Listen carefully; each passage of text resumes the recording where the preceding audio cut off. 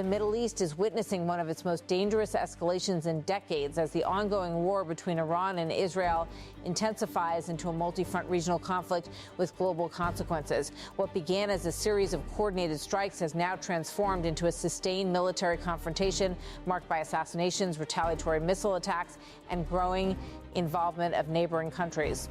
The pace of escalation suggests that the conflict is no longer confined to isolated exchanges, but is evolving into a broader geopolitical crisis. The current phase of the conflict traces back to February 28, 2026, when Israel, reportedly with coordination from the United States, launched a sweeping military operation targeting Iranian military and strategic infrastructure. These initial strikes were not limited to conventional targets. They included highly precise attacks aimed at Iran's leadership structure, signaling a deliberate attempt to weaken the country's command and control systems. Among the most consequential developments was the assassination of Iran's supreme leader, Ali Khamenei, an event that fundamentally altered the power dynamics within the country and escalated tensions to unprecedented levels. The strikes were followed by a series of high-profile killings of senior Iranian officials, including Intelligence Minister Esmail Khatib and top security figure Ali Larijani. Khatib, who had served as Iran's intelligence minister since 2021, was killed in an Israeli airstrike in Tehran, marking one of the most significant blows to Iran's intelligence apparatus. Iranian President Masoud Pezeshkian condemned the attack in strong terms. He said, "A cowardly assassination." The killings of these senior figures were part of a broader strategy aimed at dismantling Iran's leadership structure. Within a span of days, multiple high-ranking officials were eliminated, creating uncertainty and instability at the highest levels of governance. Iran responded with force. Missile and drone attacks were launched not only toward Israeli territory, but also across the wider region. Gulf nations, including Saudi Arabia, Qatar, Kuwait, and the United Arab Emirates, reported strikes on critical energy infrastructure, raising fears of a broader regional war. The conflict quickly expanded beyond a bilateral confrontation, pulling in multiple countries either directly or indirectly. Oil and gas facilities became primary targets, marking a dangerous shift in military strategy. Instead of focusing solely on military installations, both sides began targeting economic lifelines. One of the most significant incidents occurred when Israel struck Iran's South Pars gas field, the world's largest natural gas reserve. The impact was immediate and far-reaching. The strike disrupted a substantial portion of Iran's gas production and triggered retaliatory attacks by Iran on energy facilities across the Gulf. These developments sent shockwaves through global markets. Energy markets reacted sharply to the disruption of supply chains and the threat to key shipping routes such as the Strait of Hormuz. Oil prices surged dramatically, with Brent crude briefly exceeding $119 per barrel amid fears of prolonged instability. Airlines suspended routes, shipping lanes faced heightened risks, and global economies began bracing for inflationary pressures linked to energy shortages. The targeting of energy infrastructure represents a strategic shift that could redefine modern warfare. By attacking supply chains rather than just military targets, both sides are effectively weaponizing the global economy. The killings of senior Iranian officials have had a profound psychological and strategic impact. Israeli officials have framed these operations as necessary steps to neutralize existential threats. The campaign has focused heavily on leadership decapitation, with successive strikes eliminating key figures in Iran's political and military hierarchy.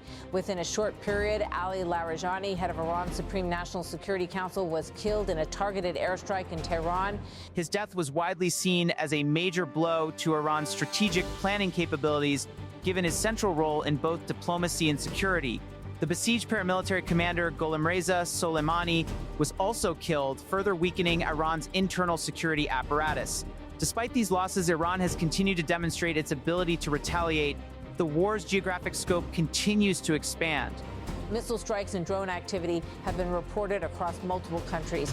In the United Arab Emirates alone, hundreds of missiles and drones have been launched since the conflict began, causing casualties and damage to infrastructure. These developments highlight the risk of a broader regional conflict involving multiple state and non-state actors.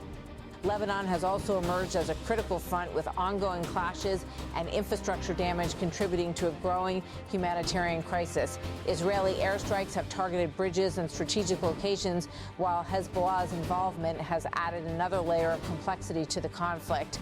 As with most conflicts of this scale, civilians are bearing the brunt of the violence.